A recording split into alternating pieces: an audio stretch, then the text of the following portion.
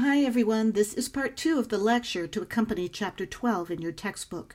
Please read chapter 12. There's lots of information I don't have time to discuss. Okay, let's continue. So far we've been discussing moral reasoning in argument. Remember that much of it involves applying general principles to specific cases. Sometimes the general principle is an unstated premise. So you need to figure out what that unstated premise is, if it's reasonable, and how it makes the argument valid. We also talked about the 2 principles of moral reasoning, which involves the consistency principle, that an individual is treating similar cases in a similar way, and if they aren't, then the burden is on that person to explain how they're different. This brings us to the major perspectives in moral reasoning. Much of Western thought and argument revolves around these perspectives, and they give rise to most of the general principles that we use as premises in argument. They are consequentialism and utilitarianism, duty theory and deontologism, moral relativism, religious relativism, religious absolutism, and virtue ethics. Let's look at each of these, how they influence our thoughts and beliefs, and the problems with each of them. Once you understand them, you may see why our dialogue about important issues is often fraught with difficulty, because we may be arguing with someone from a completely different moral perspective than they are. The first perspective, consequentialism, is the view that the consequences or outcome of a decision or act determines its moral value. One of the most important versions of this view is utilitarianism, which states that the best action is the one that produces more happiness than its alternative. We often use this perspective when weighing decisions about what to do. The book uses the example of deciding where to go for Thanksgiving if your parents are divorced. Do you go to your mom's house or to your dad's house? Which one would bring the most happiness to you, to them, or cause the most distress to you and or your parents and other family members? So ethical egoism and ethical altruism may come into play here. In ethical egoism, we act in a way that enhances our own happiness, and in ethical altruism, we act in a way that produces more happiness for other people. There are, of course, some problems with this perspective.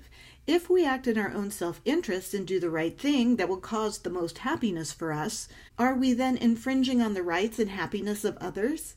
As this example states, we can't make someone in our family a slave, even if the happiness produced in our family that results from having someone to toil on our behalf is greater than the unhappiness it causes for the slave. That's why the story of Cinderella is so powerful. 3 people were perfectly happy having her do all the work, and only Cinderella herself was miserable. In pure consequentialism, that would be perfectly fine, because the level of happiness outweighs the level of misery. Another problem with consequentialism is that it may cause a person to ignore their duties and obligations in the service of their own happiness. Do we break a promise like standing someone up on a date, or not meet an obligation like paying back a loan, because our overall happiness would be increased by doing it? So as you can see, while consequentialism is a major perspective by which we make decisions, it can have some problems. In consequentialism, the outcome is the most important thing. However, duty theory, or deontologism, says the morality of an action lies in our intention rather than the consequences of the action. It says that there are actions we must take simply because they are the right thing to do, not because they're going to cause us or anyone else to be more happy. So in this perspective, duty and obligations outweigh any happiness or misery caused by the outcome of our choice. According to the philosopher Immanuel Kant, it's neither morally praiseworthy nor morally blameworthy to keep your promises so you'll get a good reputation. It must not be done so you can accomplish that objective, but simply because it is right. For instance, you get too much change from a salesperson in a store. If you point it out to that person and return it, it doesn't matter if you feel good about it or if the salesperson feels good because they don't have to take it out of their wages at the end of the day if their drawer's short. The only thing that matters is that it was the right thing to do. The main problem with duty theory lies with questions of what makes something our moral duty. Who decides what those things are? Some believe it's in our nature, that we basically all have a moral compass that if we pay attention to will guide us to that knowledge. Others believe that God sets our moral duty, and some of the disagreements surrounding this perspective spring from those questions. Nevertheless, duty theory is a major perspective by which we reason. Another perspective is moral relativism. This is the idea that what is right or wrong is determined by the group or culture to which you belong.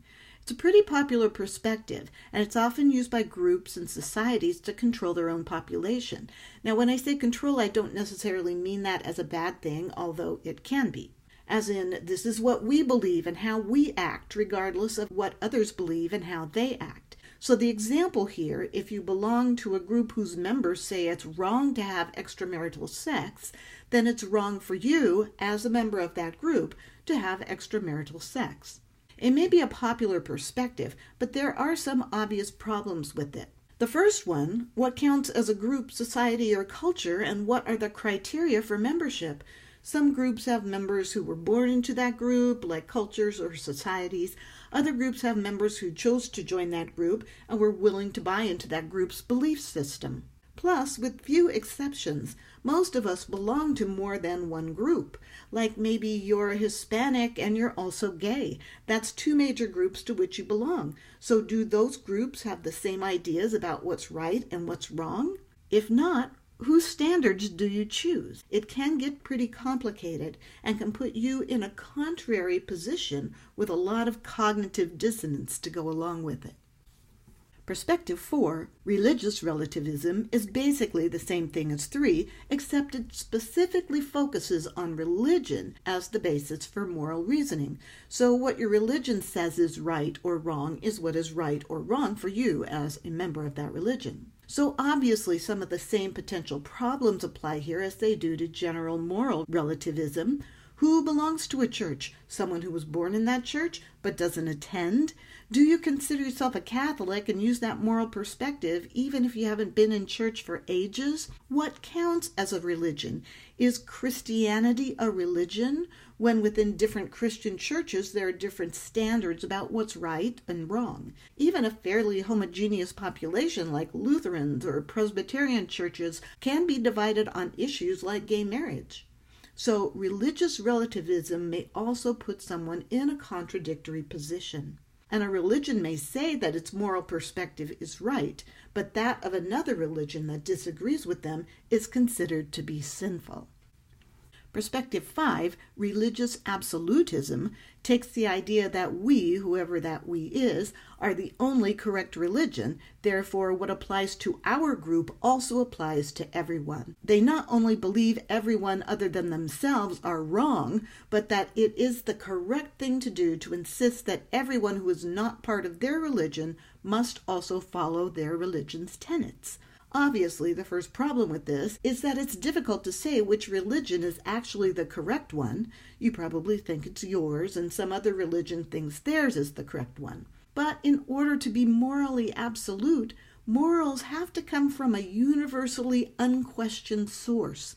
And since there's a diversity of opinions about where morals come from, even among religions, do they come from God, Jesus, Allah? Are those the same person? Are they different? So attempting to impose what you think is the truth on others, while sometimes effective in the short term, doesn't ever really work out and has been the cause of many conflicts and wars. The final perspective we're going to discuss is virtue ethics. The other 5 perspectives are focused on actions, or why we believe we should do what we do. So they are referred to as ethics of conduct. Virtue ethics, by contrast, focuses not on what to do, but how to be. Aristotle regarded virtue as a trait that could be learned and a way of living. He believed that a person of good character's actions and choices would be an outgrowth of being a particular kind of person. The Boy Scout oath embodies this perspective. It doesn't say a Boy Scout should do any particular thing. It simply says a scout should have the following qualities: trustworthiness, loyalty, helpfulness, friendliness. Well, you get the picture. Aristotelians also believe people should be balanced. live in moderation, know their own qualifications and limitations, and act accordingly. The whole "what would Jesus do" or WWJD became a motto for many Christians who, although it does focus on action, is an approach that utilizes the qualities and characteristics that they believe Jesus exemplified in order to decide a course of action. So it can be incorporated into other perspectives, which is a good thing because although this sounds like something that most of us might be wise to employ, virtue ethics doesn't necessarily answer all moral questions, and we might run across a moral dilemma in which being a person of good character isn't enough to help us decide on an action. Okay, so let's do an exercise. The arguments on these next pages are typical arguments you might hear or have even used yourself in the past. We're not here to determine if they're good arguments or not, just to try to figure out what perspectives are being reflected in them. Here's an argument. Yes, innocent civilians have been killed in Syria, but in the long run, the world will be a safer place if Syria becomes a democracy. Can you tell which moral perspective the arguer is using? It's the one that says if you weigh the consequences and determine that one action will lead to a more positive outcome, then that's the correct action to take. This argument uses the perspective of consequentialism. If the outcome will be positive, then it's a good thing. Yes, some bad things might happen, but when you weigh the consequences, the good will outweigh the bad. So that's what this person is saying.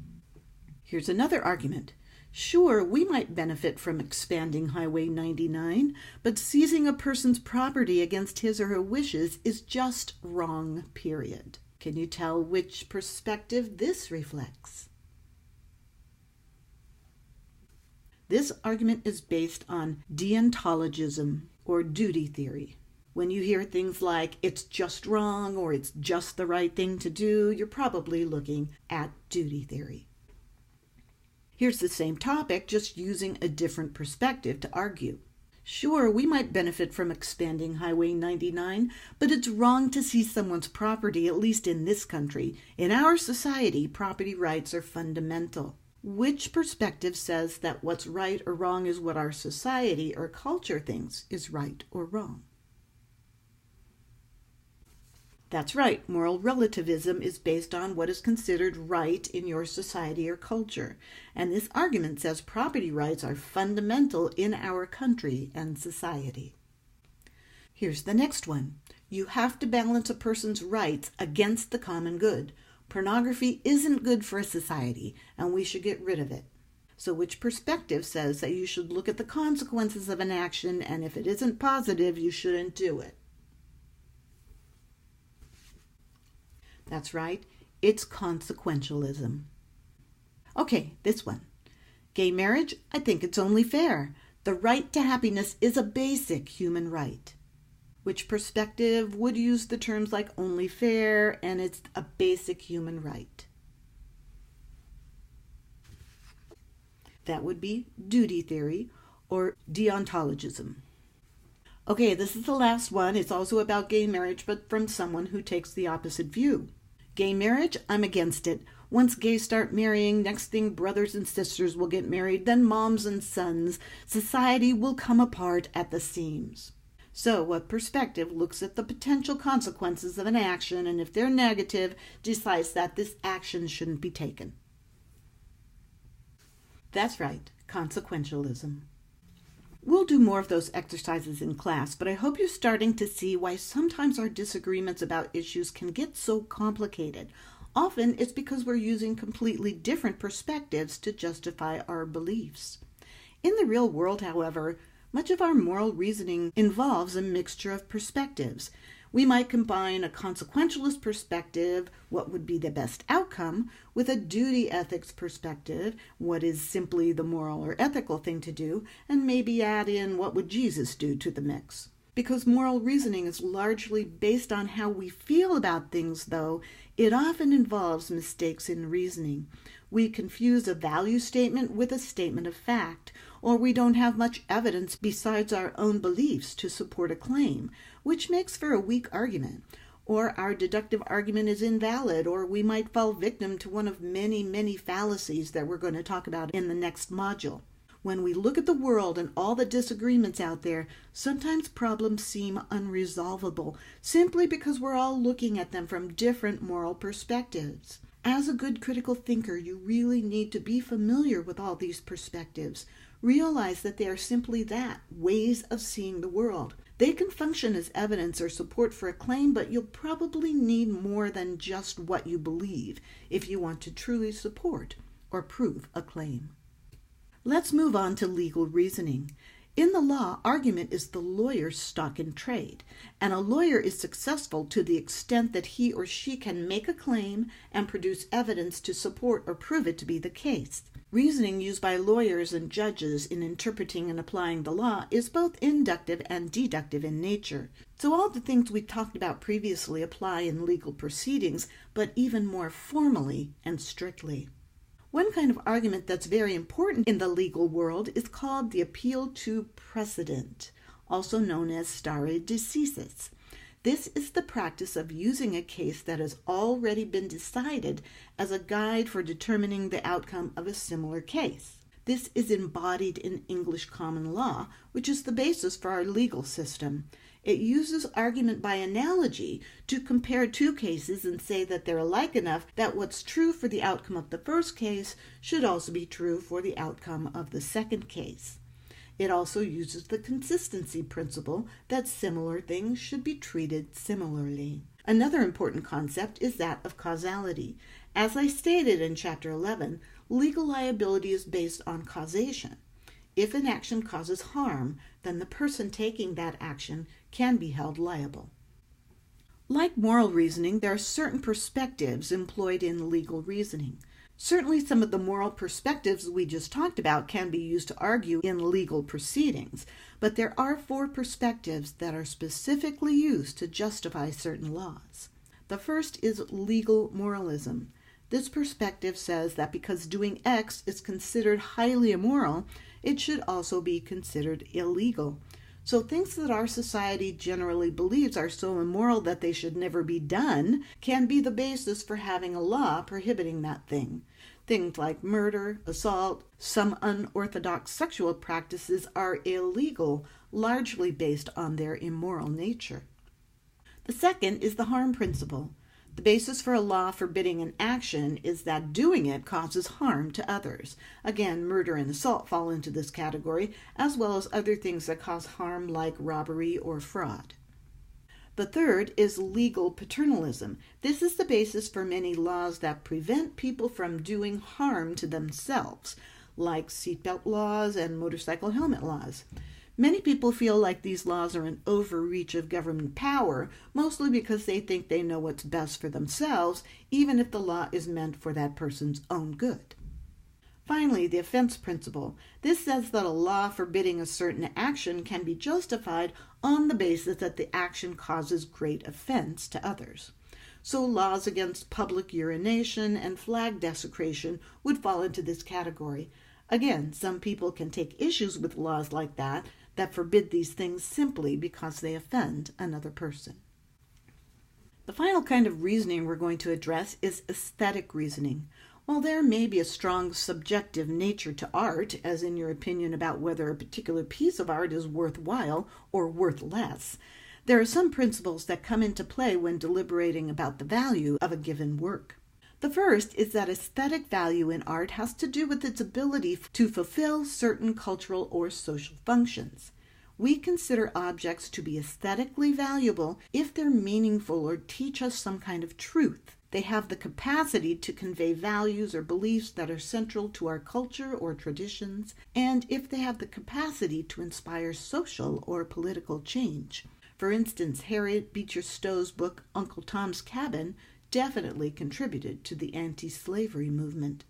The second principle is that an object can produce certain psychological states in people who view it.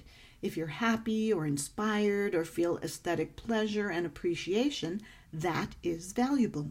According to poet Samuel Taylor Coleridge, good art has the ability to stimulate our imaginations and free us from narrow and practical thinking. Finally, objects are aesthetically valuable if they possess a special aesthetic property or exhibit a special aesthetic form. This property is often called beauty, and beauty is a valuable resource. And of course, no reasoned argument can conclude that objects are aesthetically valuable or valueless. Taste can't be disputed. While this obviously is not a course in art appreciation, the point here is that one is often called upon to judge works of art, not in the sense that you love it or hate it, but in the sense of its worth in the world. While taste can't necessarily be disputed, worth can, and these principles are used to judge what the world considers to be worthy. This is the end of the lecture on Chapter 12.